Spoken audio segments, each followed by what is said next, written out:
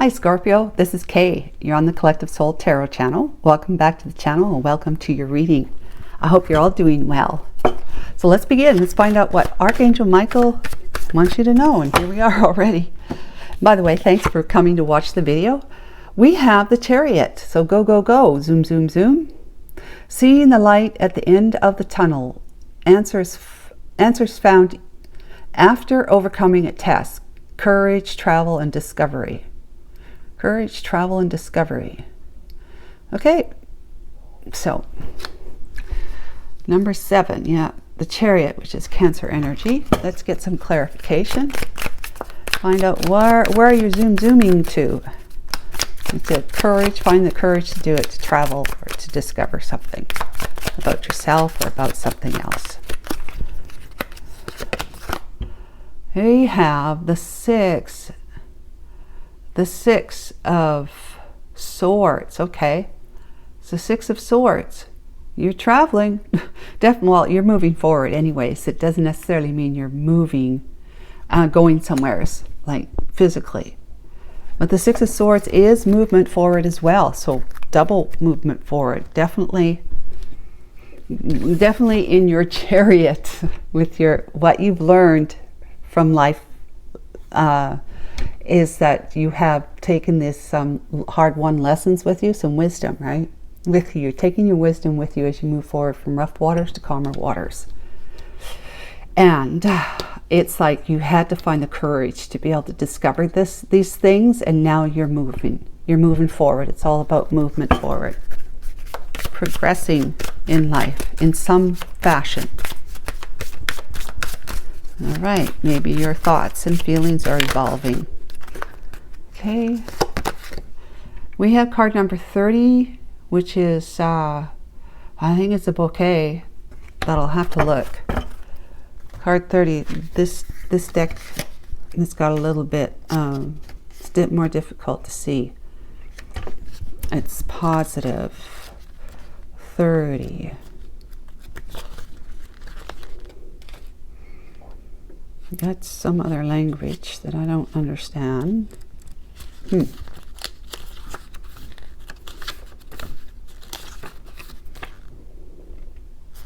I wish I did. I wish I understood. Where is the English in here? I know there's English in here because I've looked at this book before. Why can't I see it? What's that? 9-card spread. This looks like English.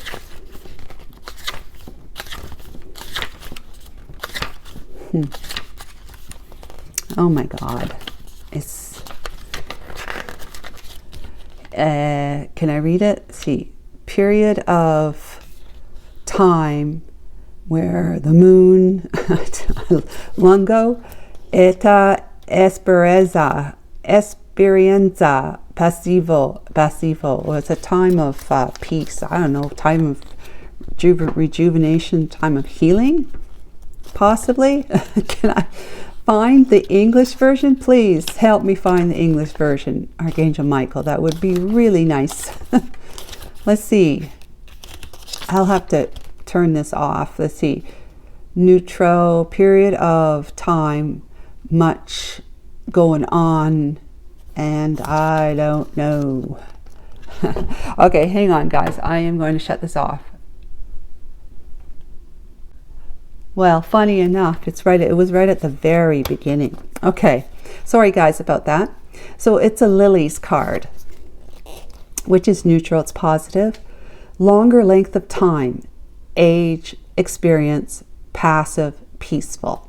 I kind of got the gist out of the other languages. So a time of peace. You know, it's kind of like, it's kind of like this is a period of time, a time for you to experience peace, things to be passive. Which kind of like, it's different than moving forward, but it's a time you're moving forward towards, a period of time where things are going to be peaceful for you. You're going to feel at peace. It's going to feel good. It's going to feel good. Maybe the communication, because it's card 30, and that's a 3, which is communication. So maybe being able to engage with somebody, especially communicative, is going to be more, the fight's gone, you know? Like the disagreements, the chaos and conflict is gone. There's a time of peace and understanding coming now for you, Scorpio. 2 of Pentacles. Okay, there was a time of discord, you know, juggling. Let's see. Queen of Cups. Yeah, love. Queen of Cups with the Hierophant. Okay. The Emperor. Husband material. 8 of Swords. Up in your head. 6 of Wands. Not feeling very successful. Ace of Wands. 4 Pentacles. Hanging on. Ace of Swords. Ace of Wands. Ace of Swords. Desire and passion and truth seeking. Near future. 9 of Wands. 7 of Swords. The Hangman. 8 of Cups. 9 of Swords. The Hermit. 6 of Cups. 3 of Swords. The Empress. 9 of Pentacles. 8 of Cups. Walking away from an investment, right? You've been having a lot of thought about this, Scorpio. So there has been, you may have been feeling like you're being juggled with, you know, with your husband here, you know, your partner, whether you're married or not. This is like you, if I would have this here, this would be like this, being juggled. Okay, like that. All right. The Hierophant is meaning that there's a relationship between the 2 of you. There's something, it means marriage, right? And it doesn't have to be marriage. It could be just, you know, committed. Like you're almost like you're a married couple, living together, maybe have kids and other things together, mortgage and all that stuff. So Queen of Cups and the Emperor, it has been, you've been up in your head about this because there has been some kind of ego trip going on here. You've been feeling juggled, that your Hierophant, I mean not your Hierophant, your Emperor has been keeping things from you. You've been concerned that you don't know the full truth about something, and it's not, you're not in a successful situation. You're in like the reverse of it, where somebody is sitting in ego. It's usually the Emperor energy when they're not in the upright, in the sense that they're actually an involved energy, because you know the Emperor's got the halo around her, right? They're the highest evolved energy in the deck. But when it's not that energy, it's the energy of just being a spouse, like the husband, then it just means that your husband has been sitting in ego lately. Maybe it's got you in your ego as well. Fears, right? Fears of possibly feeling like things are not going to work out because, excuse me, because you have been kind of left in the dark. As you can see, you got a, looks like it could look like a paper bag over your head, but it's not. You're just not able to see your way through your own fears about what's going on between you and your person. Now you might be the Emperor or you're the Queen of Cups. Either way. But this is a relationship that is kind of on the rocks, I would say. On the rocks. And it's been a hell of a ride. There has been, you know, this like, you've been trying to have a new start with your person, trying to, you know, put some passion into the relationship, and seeking the truth, as though getting them to talk to you, you sharing your truths with them, having conversations, because you've been really trying to hold on. The Four of Pentacles, really trying to hold on to make it work.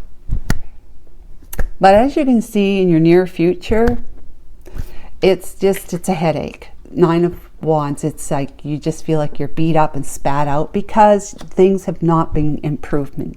They may have improved for a couple weeks or so, but they just kind of went back to you feeling as though something's going on that they're not revealing to you, or she's not, either way.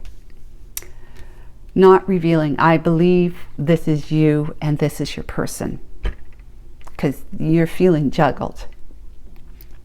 And the Queen of Cups really is all about love, loving herself, being vulnerable, being open to love, being open to receiving love, whatever. But when you're in fear, up in your head in fear, then that ego can really slip in and start telling you all sorts of things that really some things may not be even true, if not all of it, right? So you had to start having conversation, communication, as they say. Things aren't going well, especially if it's a relationship. You go, let's say you went to marriage counseling, and the marriage counselor is going to say communication is number one. It's key. Nothing else will work without it. So the counselor will have you, the two of you, starting to have a dialogue between the two of you in the office, right? And then to continue doing that, giving you homework about continuing that dialogue outside of the office. So throughout the whole week, before you come back and you report on how things went, and then the counselor kind of starts tweaking some things that need to be tweaked with respect to behavior outside of the office and homework assignments. So you have been really trying to put more passion in the relationship, because maybe you were thinking that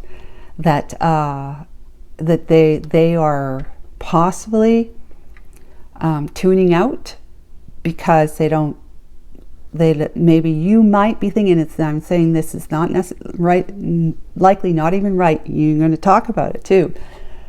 That they don't find you attractive anymore. They don't find you sexy. Maybe you're a mother of kids, and you're starting to feel as though that part of your relationship has gone down the toilet, so to speak.